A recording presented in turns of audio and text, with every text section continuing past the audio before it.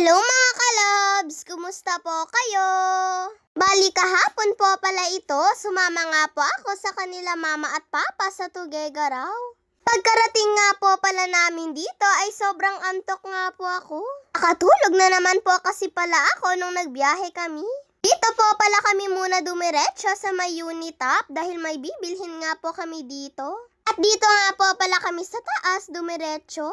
Sa totoo lang ay galing nga din po si Papa dyan ng night duty, kaya sobrang puyat niya nga din daw po. Sabi po kasi niya ay gisingin nga daw po namin siya ng mga hapon. Para daw po mamili kami ng mga panghanda namin. Eto nga at nagbabayad na nga din po si Mama dyan. At habang nakapila nga po si Mama ay tumitingin-tingin nga po muna ako ng mga damit dito. Ang gaganda nga po kasi ng mga dress, oh. Pero marami din naman po akong mga dress sa bahay, hindi ko nga lang po nasusuot yun lahat. Kaya ayan at hanggang tingin na nga lang po ako dito. Pagkatapos po pala namin sa may Unitap ay dumiretso naman po kami dito sa may Save More. Dito nga daw po kasi kami mag-grocery. Pero konti lang naman po yung bibilhin namin dito. Yung mga kailangan nga lang po namin mga kalabs. Ito na nga din po pala bumili sila papa ng manok dahil gabi na rin daw po kasi dyan. Baka wala na daw po kasing magbenta sa labas eh. Si papa na nga din po pala yung pumipili na para sa macaroni salad niya. At gagawa nga daw po kasi siya ng macaroni salad. Ganda nga daw po ditong mamili dahil kumpleto na nga daw po lahat dito. Umirit pa nga po ako kay Papa ng ice cream. Pagkakita ko po kasi nito ay parang masarap. Nakapila na nga din po pala kami dyan sa may cashier. At tamang usap nga lang po muna kami ni Papa habang naghihintay. Pag-uwi nga po namin at pagkatapos kumain ay nilabas ko na nga din po itong ice cream para nga po tikman kung anong lasa. Pagkabukas ko nga po nito mga kalabs, parang masarap nga po dahil chocolate na chocolate. Sinubukan lang din naman po namin ito mga kalabs kung magugustuhan nga po namin yung lasa. Kung para sa mga bata ay magugustuhan nga po nila ito. At pagkatapos po pala namin kumain ay niluto na nga din po kaagad ni Mama yung macaroni. At sabi ko nga po sa kanila ay tulungan ko na nga po sila sa paghahanda nito. Si Papa na po pala yung nagbukas ng mga delata. Sabi nga po ni Mama ay kahit itong macaroni na nga lang daw po yung lulutuin namin. May pasok naman daw po kasi si Papa ng 11 PM.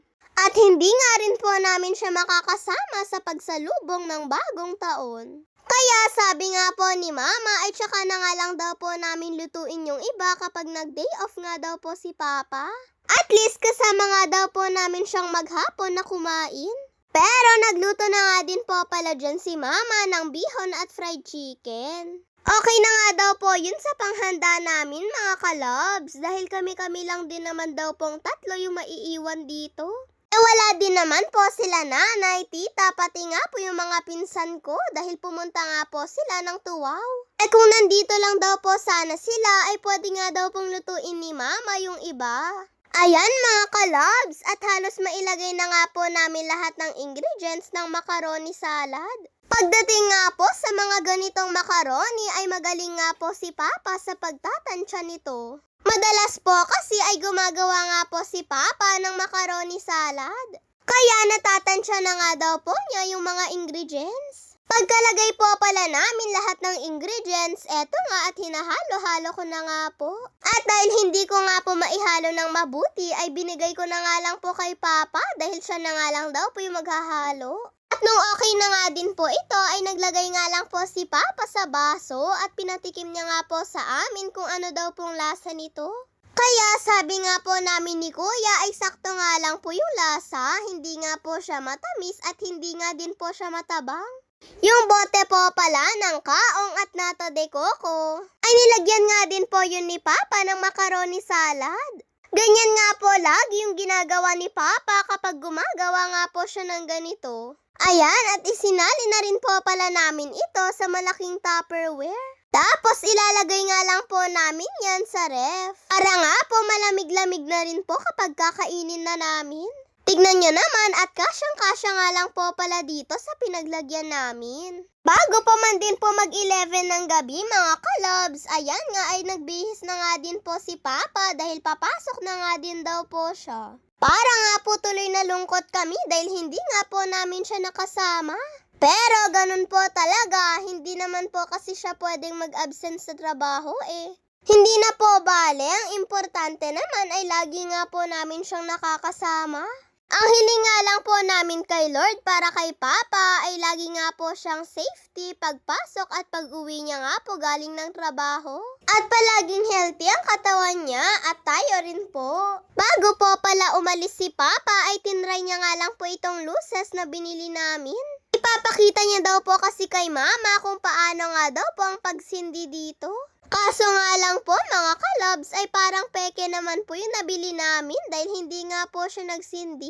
Sinubukan nga din po ng lolo ko kaso lang ay wala po talaga. Kaya hindi nga din po namin nagamit yung luces. Ayan nga at papasok na nga din po si Papa. Pagpatak po pala ng alas 12 mga kalabs ay lumabas nga po kami dito sa bahay at nagpaingay. Marami na nga din pong mga tao dyan sa kalsada, pero sabi nga po ni Mama ay dito na nga lang daw po kami sa harap. At nung nakita ko po pala si Nanang ay lumapit nga po ako sa kanya at binati ko nga po siya ng Happy New Year. Aba, at may hawak pa nga din po siyang lalagyan na pinupukpok niya nga po oh.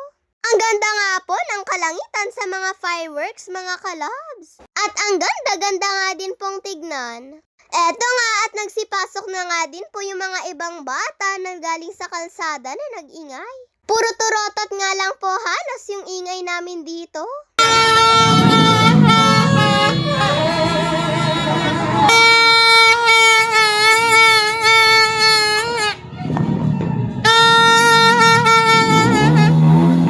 Eto nga at ang gaganda nga din po ng fireworks na pinapaputok nila dito oh. Kaya tamang nood na nga lang po kami dito nila Mama. Habang nanonood nga po kami dito ay kausap ko po pala yung pinsan ko na nasa Tuwaw. Napakaganda nga po ng view ko, ano po mga kalabs. Sayang nga lang at hindi nga po kami kumpletong pamilya ngayong gabi. Pero ganun po talaga, siguro nga ay mas mahirap pa nga po sa mga ibang bata na hindi nga po nakakasama yung mga magulang nila. Kada sumapit po ang Pasko o di kaya bagong taon. Pagkatapos po pala ng mga fireworks, mga kalabs at pag-iingay, ayan nga at pumasok na nga din po kami sa bahay para kumain na nga po. At syempre, bago nga po kami kumain dyan, ay nagpray nga po muna kami kay Lord. Para nga po magpasalamat. Happy New Year po sa ating lahat mga kalabs!